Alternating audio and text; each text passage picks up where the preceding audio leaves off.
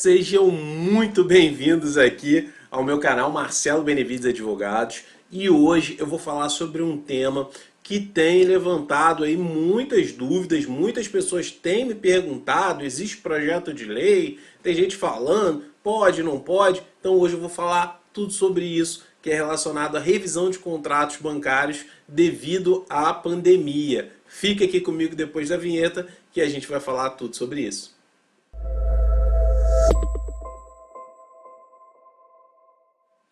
Então, pessoal, aqui no nosso próprio blog, aqui não, mas lá no nosso próprio blog, a gente tem já alguns artigos falando sobre ação revisional sobre juros abusivos, tabela price, saque ou sacre, administração de passivos. O que é administração de passivos? Então eu vou deixar esses links aqui na descrição para que, se depois você quiser saber um pouco mais sobre esse assunto, você possa clicar lá e aí você se inteirar sobre o que é isso que a gente está falando aqui, da administração de passivo judicial, extrajudicial, tá? Principalmente nesse momento de crise, é muito importante.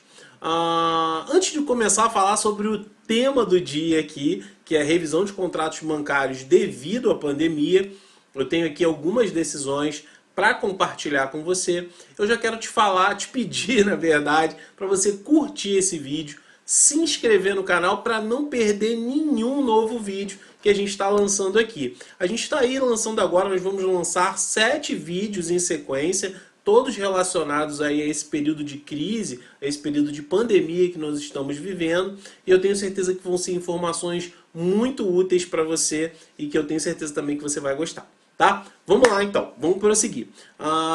O primeiro tópico, né, que eu quero falar aqui é que deixei anotado algumas coisas aqui.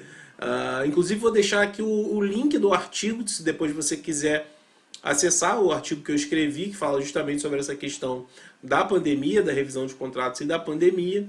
E existem alguns princípios aí que embasam essa questão da revisão contratual, principalmente da revisão contratual bancária, tá? E é o princípio da função social, a boa-fé contratual, a onerosidade excessiva, força maior e fato do príncipe. Eu não vou falar sobre todos esses princípios hoje aqui, hoje que eu elenquei, mas eu vou falar sobre o que eu considero mais importante nessa relação bancos e empresas, contratos empresariais e pessoa física também, tá? Pessoa física e jurídica. Vamos chegar lá, tem bastante coisa para falar sobre isso. Eu vou tentar compilar para que não fique um vídeo muito longo, tá? Vamos lá, o que embasa hoje as relações de consumo é o Código de Defesa do Consumidor, tá? O Códex Consumerista, né? E já há muito tempo, isso eu cheguei a advogar para algumas instituições financeiras, e algumas coisas com o decorrer do tempo, isso já aí desde a época que eu tinha cabelo, isso já desde lá de 2007, 2008, muita coisa mudou, né? Na verdade, eu já como estagiário, eu lidava com esses processos, eu tinha contato com esses processos, mas muita coisa mudou positivamente e alguma coisa negativa também. Positivo é que as relações entre o consumidor, seja o consumidor pessoa física ou consumidor empresa, elas passaram a ser enquadradas com o banco, obviamente, as relações com o banco e pessoa física ou jurídica, elas passaram sim a ser enquadradas como relação de consumo. Isso durante muito tempo houve uma discussão a respeito disso e graças a Deus hoje em dia essa questão está resolvida. Bom, vamos lá. A crise econômica que foi gerada pela pandemia, ela atingiu a todos, né? A todos nós, a maioria das empresas sofre hoje com essa questão da pandemia, justamente pela interrupção, pela obrigatoriedade de se interromper qualquer atividade comercial. Vamos aí listar, por exemplo, a questão dos shopping centers, né, que não tenha nenhum acesso. Um shopping center hoje ele não tem nenhuma pessoa circulando lá que possa comprar qualquer produto. Mas aí a gente pode abranger isso para centros comerciais, lojas de rua enfim, e uma série de outros negócios, até mesmo porque há o impedimento de circulação. Então, fica difícil também você manter a sua empresa em funcionamento se não há possibilidade aí, de repente, de um home office, né, que eu acho que não é o caso e não é sobre isso que a gente vai falar aqui, tá? Aí vamos lá. A crise, ela gerou inclusive novos regramentos, MPs, medidas provisórias, em decorrência do estado de calamidade. Tem até um vídeo aqui que eu falo sobre isso, né? Decretos proibindo a circulação, decretos municipais, decretos estaduais, e tudo isso afetou diretamente o bolso do empresário, que não tem como faturar. Então, se ele não tem como faturar, como que ele pode arcar com aquelas obrigações que ele se comprometeu com a instituição financeira? Será que os bancos eles vão poder ingressar com as chamadas ações de execução de título extrajudicial, que é inclusive objeto de um dos meus vídeos aqui no canal e também de um artigo lá no blog, visando o bloqueio de bens, a penhora de valores em contas correntes? Será que isso vai ser possível? O que pode ser feito para evitar isso, né? Então, muito tem se falado da questão do caso fortuito ou força maior. Eu já até mudei meu posicionamento. Antes eu achava que era caso fortuito, agora eu considero que é força maior por conta do fato do príncipe, que é a questão do governo não permitir a circulação de pessoas, mas isso é tema para um outro vídeo. Mas muitas pessoas têm se embasado nisso, tá? Nessa questão da força maior ou do caso fortuito, mas eu quero ir um pouco além e quero de repente aí correr por fora, como dizem, né? Esse vídeo aqui, eu poderia ficar falando sobre isso aqui a noite inteira, porque é uma matéria que eu gosto muito, né? Talvez por eu ter tido contato com essa matéria de revisão contratual muito precocemente, desde quando eu era estagiário lá nos meus 20 e poucos anos, tá? Mas eu quero falar para vocês o seguinte: muita gente tem levantado a questão da mora. Se você não arcar com o pagamento, você vai entrar em mora. Se você não fizer o pagamento, você vai entrar em mora. As penalidades do contrato sobrecairão na sua empresa. Será? É esse ponto que eu gostaria de primeiro levantar. O artigo 394 do Código Civil, ele fala o seguinte: considera-se em mora o devedor que não efetuar o pagamento ao acredor, que não quiser recebê-lo no tempo, lugar e forma que a lei ou a convenção estabelecer. Vamos lá. O que significa mora? Mora é a impontualidade no cumprimento da obrigação. Pode ser tanto por parte do devedor, que é a mora debente, como parte do credor, que é a mora acipiente ou credende, tá? E aí, se essa mora ela decorre de impossibilidade, né, se decorre aí do caso fortuito, do caso de força maior, né, torna-se mais do que cristalino que o artigo 393 do Código Civil, que trata da questão da força maior ou do caso fortuito, ele deve ser aplicado aí de forma subsidiária. Eu ainda vou chegar ao ponto principal, tá? Fica aí comigo. Aguenta aí. De forma subsidiária às relações de consumo. Porque o contrato bancário, ainda que com empresa, é uma relação de consumo, tá? E eu vou falar um pouquinho ainda disso, tá? E aí o que o artigo 393 ele fala? Ele fala que o devedor não responde pelos prejuízos resultantes de caso fortuito ou força maior, se expressamente não se houver por eles responsabilizado. E o parágrafo único fala: o caso fortuito ou de força maior verifica-se no fato necessário cujos efeitos não era possível evitar ou impedir.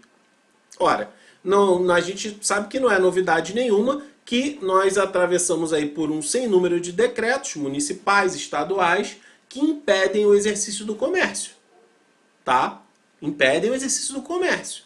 Lembrando que agora, bem há pouco tempo atrás, até meados de fevereiro, esse fato aí era totalmente imprevisível e inevitável, tá?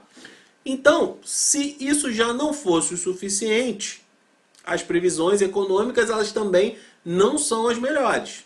O Banco Mundial ele divulgou no domingo do dia 12 de abril agora um relatório que estima uma retração de 5% no PIB do Brasil em 2020. Retração. Então o que isso significa? Né? Menor atividade econômica, menos dinheiro circulando, sendo ainda mais claro a diminuição do consumo, né? Com exceção aí de talvez de alimentos e remédios. Então, por esse motivo, a mora, como eu disse aí um pouco antes, ela deve inexistir nos contratos bancários, junto às instituições financeiras, com os vencimentos a partir do dia 20/3. Tá? Obviamente que tem estados e tem algumas cidades que estão com uma restrição parcial, lockdown parcial. Tá? Aí, obviamente, que essa tese ela fica em parte comprometida, mas não no todo. Tá? E lá no artigo eu falo até a razão de por que ela não fica comprometida no todo. E aí, lá no artigo também eu falo sobre o projeto de lei que fala da revisão de contratos bancários e a pandemia. Eu aconselho depois que você leia, eu não vou entrar nesse tema aqui, porque senão o vídeo vai ficar enorme. E eu já quero chegar no ponto principal, tá? Que é o seguinte, 2 pontos na verdade para a gente poder encerrar o vídeo. A revisão dos contratos bancários empresariais, ela tem como a sua principal base, o seu pilar, o Código de Defesa do Consumidor. Como eu falei lá no início, né, as normas contidas no Códex Consumerista, na Lei 8.078 de 1990, tá, elas aplicam-se às pessoas físicas e jurídicas consoante o contido no artigo 2º, que diz o seguinte, vou ler para você. O artigo 2º da Lei 8.078, que é o CDC, o Código de Defesa do Consumidor. Consumidor é toda pessoa física ou jurídica que adquire ou utiliza produto ou serviço como destinatário final.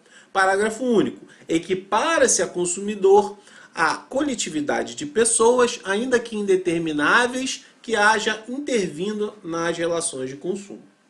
Além disso, a jurisprudência também já se posicionou nesse sentido, que o CDC ele se aplica aos contratos bancários. Tá? A súmula 297 do STJ que diz que o Código de Defesa do Consumidor é aplicável às instituições financeiras.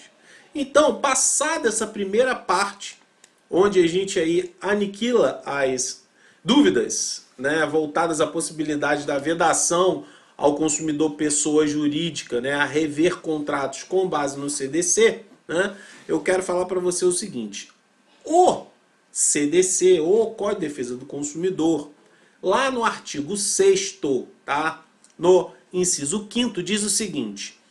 A modificação das cláusulas contratuais que estabeleçam prestações desproporcionais ou sua revisão de fatos supervenientes que as tornem excessivamente onerosas. Então vou ler novamente. São direitos básicos do consumidor. A modificação das cláusulas contratuais que estabeleçam prestações desproporcionais. Tá? Veja que nós estamos falando aqui que a gente não está falando da impossibilidade das demais normas, tá?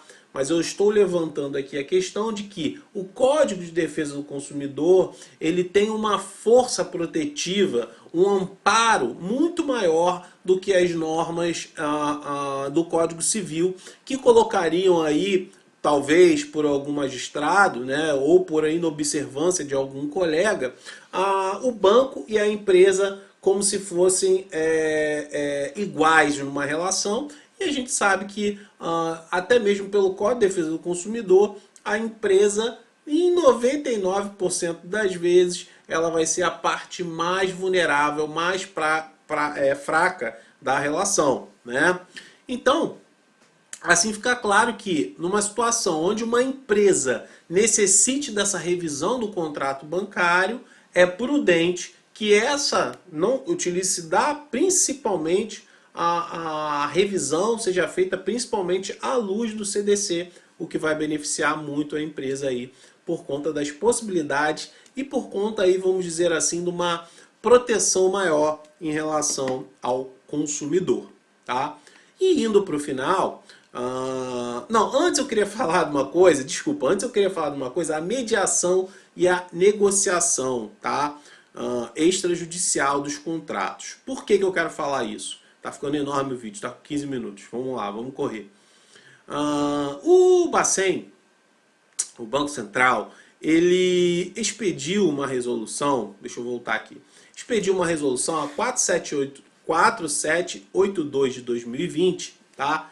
Possibilitando aí a renegociação de alguns contratos. Eu, Marcelo Benevides, sou um entusiasta da renegociação, da mediação, então eu sou super favorável a isso. Então eu queria só citar a resolução 4782 de 2020 que possibilita, que deu aos bancos, vamos dizer assim, uma flexibilidade para renegociar as parcelas, mas a gente sabe que nem toda instituição financeira ela tem se mostrado favorável a isso, né? Para renegociar, rever o contrato, suspender, prorrogar, isso não tem acontecido. Então eu queria trazer para vocês uma decisão judicial que é recentíssima, agora de abril, tá? Que de um restaurante que ingressou com uma ação pedindo a revisão do contrato e a suspensão da cobrança e de qualquer ato constritivo, de penhoras de bens, de qualquer coisa nesse sentido, de bloqueio de valores, durante o período de 90 dias. Então, durante 90 dias, 90 de 3 meses, o contrato vai ficar suspenso e não vai acarretar em mora, tá? Tem até o nome do juiz aqui. Quem quiser me pedir, pode me pedir nos comentários, que eu coloco o número do processo, tá? Tem inclusive uma cópia dessa sentença também, que diz o seguinte: o juiz Mário Chilvich, da 22ª Vara Civil de São Paulo, suspendeu por 90 dias os pagamentos das prestações ajustadas em cédulas de crédito bancário entre um restaurante e uma instituição financeira, tá? E vamos lá, o ponto principal que eu destaquei, que eu quero compartilhar com você aqui agora, nesse momento, para a gente já poder se encaminhar para o fim desse vídeo, é o seguinte: o devedor não responde pelos prejuízos resultantes de caso fortuito ou força maior se expressamente não for responsável por ele.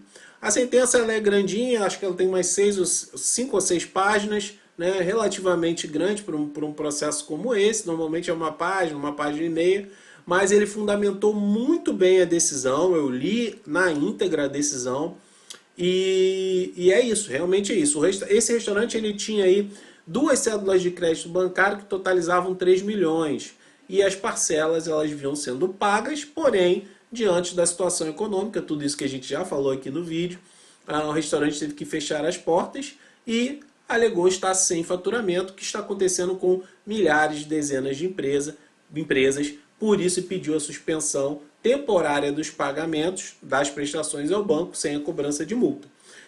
Multa e as penalidades do contrato, e o juiz acatou.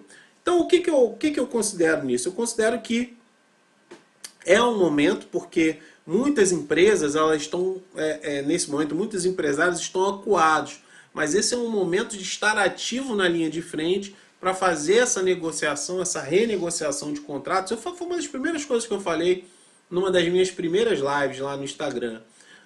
Se você não me segue, segue lá, @Marcelo com 2 L's Benevides, no Instagram, tá? Minha conta lá, eu estou também sempre produzindo conteúdo. Se quiser estar um pouco mais próximo aqui, lá eu posto outras coisas na minha vida, algumas coisas que eu faço aqui. Se tiver interesse aí, quiser saber, segue lá. Então eu já tinha falado sobre essa questão da gestão de crise, do que deveria ser feito. mas agora isso passa a ficar cristalino, passa a ficar uma coisa palpável. Aí é uma medida que pode ser tomada no sentido da empresa conseguir aí resolver essas pendências, pelo menos por um tempo, e quem sabe lá na frente, né, voltar a pagar, ou se não for possível, pedir uma nova prorrogação e renegociar esse contrato.